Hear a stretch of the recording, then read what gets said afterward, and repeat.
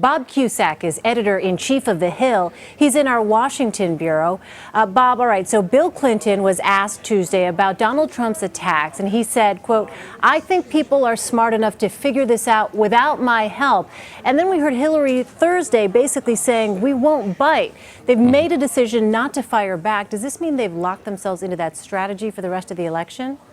Not necessarily, but this is a very fine line the Clintons are going to have to toe, and I think it's not the last time. This is going to be a very nasty race, and Donald Trump's numbers among women, especially married women, who usually are strongholds for the Republicans, they're not very good right now. So he is trying to remind voters of these allegations, and I think that every time that Trump goes after them, the Clintons are going to have to decide whether they're going to try to stay above the fray. I think for now they are going to do that, but later on, as we get closer to the summer and the fall, they may have to respond.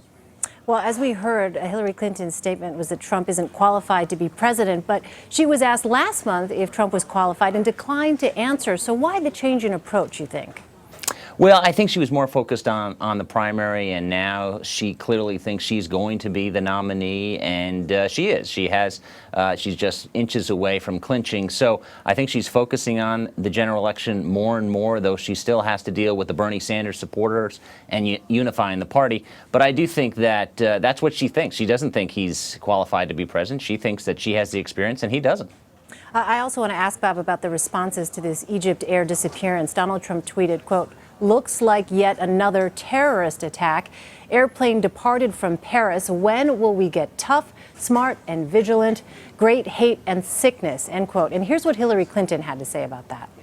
He says a lot of things. He says a lot of things that are provocative, that actually make the important task of building this coalition, bringing everybody to the table and defeating terrorism more difficult. That kind of unpredictable, dangerous rhetoric and the policies that he throws out there for whatever hope he has to get people to respond to him make us less likely that we're going to be as effective as we need to be going forward in assuaging the concerns of people that we want to be working with us to deal with this threat.